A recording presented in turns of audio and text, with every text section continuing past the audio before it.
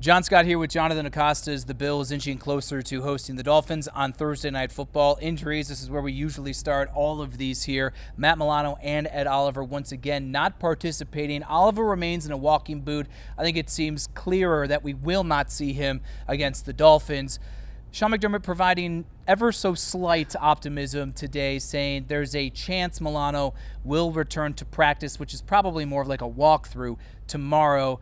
If I'm a betting man, I know we both dabble every now and again, I would say neither of these two see the field on Thursday night. Well, and the update from McDermott, specifically on Milano, you could read sort of one of two different ways. You could be optimistic with him saying there's a chance he practices Wednesday, but then he was also asked if they could rule out there was a long-term injury, and he said no. So it's one of those things where you could jokingly say, yeah, Matt Milano will be out anywhere from like one day to like the rest of the year, technically. You know what I mean? Like, he didn't really provide a real update, so it's just something where we have to wait to see what the injury report is Wednesday. I would think with Milano's injury history, right, and the way that this team has missed his presence for a good chunk of the last two seasons, that they would sort of take it extra cautiously with him as opposed to if this injury happened to a different player.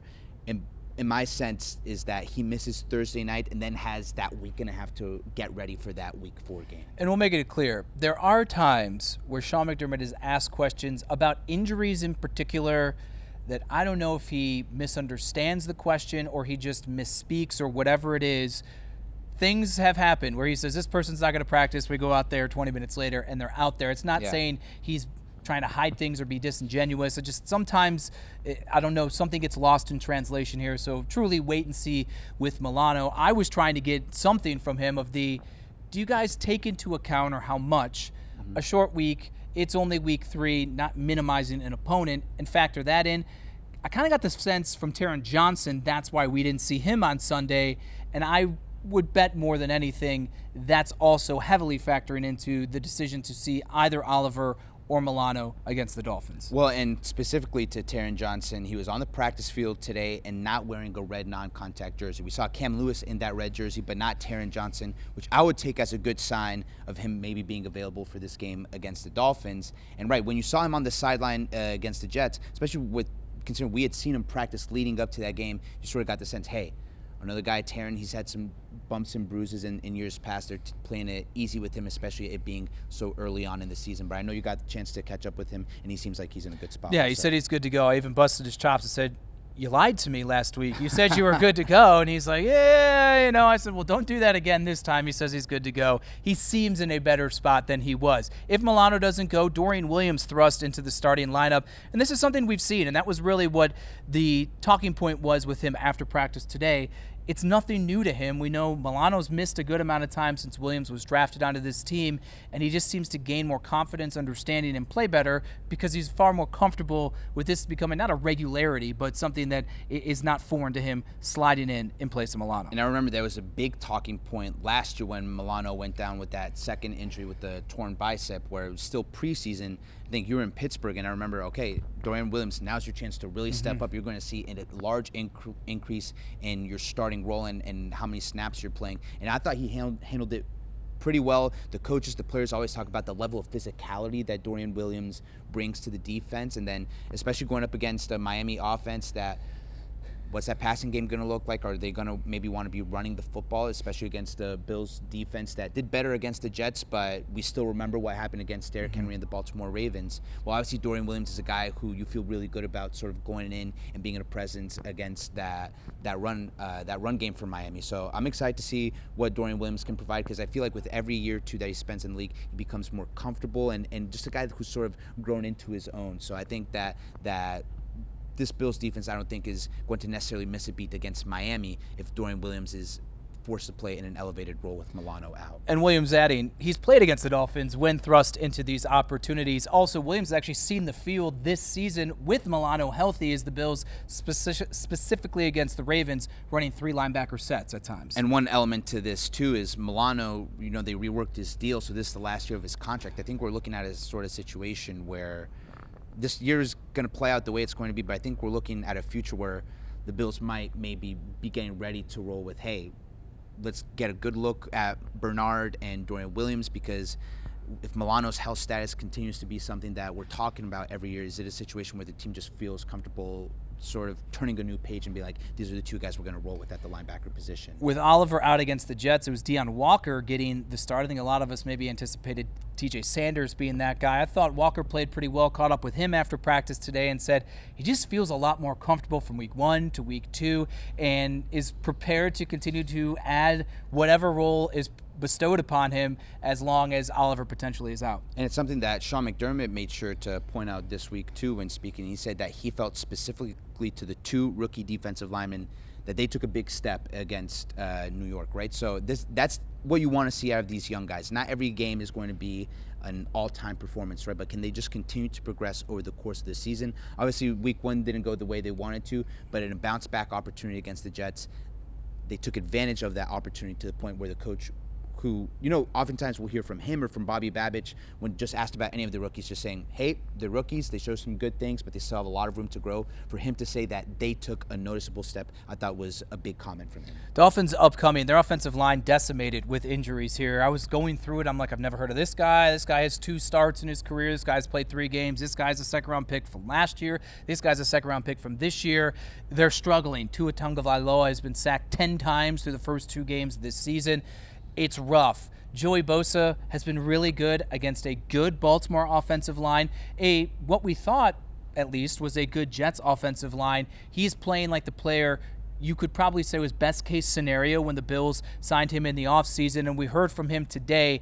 He's starting out of the gate really well and a really good opportunity against the Dolphins Thursday night to continue that. And the vibe you get from the coaches, other players, from Bosa himself, is just that he's really settled into this Bills team culture and just the energy that he has here and the fun that he's having is sort of translating out onto the field. And you see it out on the field. A sack, 3 forced fumbles in just 2 weeks. I mean, it's incredible production, the likes of which, like, we haven't seen all that much from free agent signings, especially on the defensive line. You saw the 10.5 sacks, for example, from Leonard Floyd.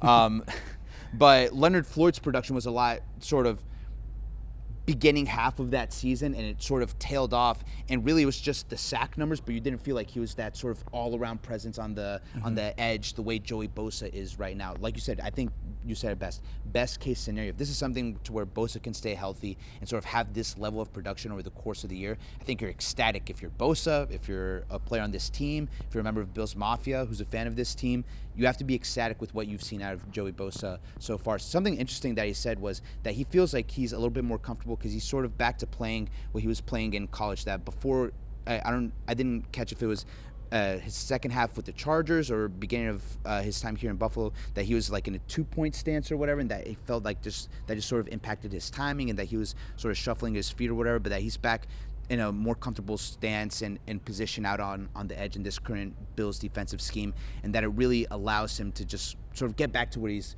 known to be doing and doing at a high level, talking about back to his college days. A little college named The Ohio State University. I was trying not to mention it. Yeah, well, I certainly would. Dolphins, disjointed is the word I think I would use to describe them offensively. It even goes back to last year. You hear about Mike McDaniel, this great offensive mind, Tua and the timing and all of this. Tua has not looked good. Tyreek Hill is showing his frustrations once again. Devon Achane is really more of a pass catcher than a runner because the offensive line is struggling so much. The Bills will never openly say, hey, they're struggling. And you take every opponent the same is what you'll hear. But man, this is really setting the table for Thursday night to be a tough go for the Miami Dolphins. And it has been for years for them against this team. Not to make like an aquatic reference, but it feels a little bit like the Bills smell blood in the water with the Dolphins, right? Where here the Bills are coming in double-digit point favorites. They have this win streak against the Dolphins. They've dominated this series since Josh Allen has been here, since Sean McDermott has been here. And it's a Dolphins team that hasn't seemed to be that great of a matchup for the Bills. Like the Bills, we talk about the struggles in terms of the matchup they have with the Ravens. It feels like the Bills are an awful matchup for the Dolphins for what they do defensively. And especially they've found no answer to stopping James Cook and Josh Allen. I feel like we sort of expect Josh Allen and James Cook to have another good game against Miami. And really, Miami's hope is, can they have a similar sort of offensive performance to what they had when they visited Buffalo last year? We saw the Bills blow them out of the water in that primetime game Thursday night, week 2 last year. The Dolphins came back later in the season and put up a good fight. I think that's the one where Tyler Bass had to kick that game-winning field goal at the end, right? So we've seen the Dolphins come into Buffalo and be competitive, but in order to do that, I think they need to be able to run the football. And I think we need to see more out of Tua Tagovailoa than what we've seen out of him this year, because I think the decision-making has not been as good from Tua as what we've seen in previous seasons. We saw him throw a costly interception in the fourth quarter against New England, and if he's putting the ball in harm's way against this Bills defense, the way that they've always been able to take the football away, I think that puts Miami in a tough position on Thursday night. If Bosa, the Bills' defensive front, if they can speed things up and take him off the first read, which is really the book on Tua, that's where trouble really starts to go. Josh Allen feasting. He's made a full career alone just against the Miami Dolphins. Nose and face looking a little better here, wearing a visor now, talking about if that will transcend, and he'll do that during the game after getting smoked in the face and the nose and blood gushing out and all of that. But he just seems to have their number. Now you add in the James Cook element that you added to as well. Cook, awesome the first 2 weeks of the season. Well, he was fine against the Ravens, but awesome against the Jets here. It really puts the stress on Miami's defense, and their secondary in particular is really struggling to say, pick your poison here. And frankly, through 2 weeks, they have not been able to pick anything because they can't stop anyone. When I was watching the game Sunday, it felt like that game script was a lot like the one from week 2 last year against Miami, where there's some early turnovers.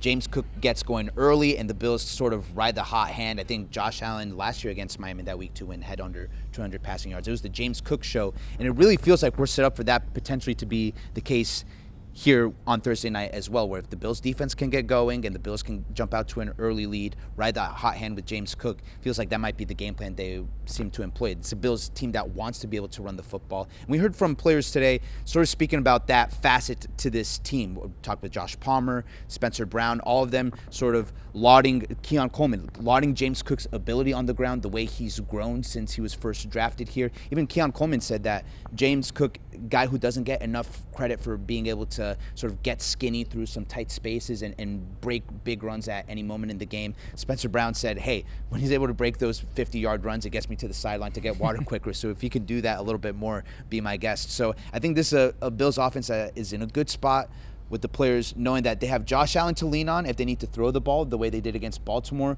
But obviously we've seen James Cook last year and now this year be able to have the big games like he had against the Jets last week. Dolphins secondary has names. What those names are now at this point in their career, still up in the air. Minkah Fitzpatrick and, of course, the former Bills starting cornerback, Rasul Douglas, because of injuries, has been elevated into a starting role as well. Final injury report comes out on Wednesday, even though the Bills don't have any availability for us. Probably be more of a walkthrough on this short week. And then Thursday Night Football, Bills hosting the Dolphins at 8:15. We will have a special pregame version of Sports Talk Live Plus. Second week in a row now. We're getting this thing rolling. Vic Carucci and I. We also going to have some insight from a Dolphins insider as well to get you ready with a little deeper dive into the Dolphins as we get closer to kickoff. With Jonathan Acosta, I'm John Scott for Channel 2 Sports.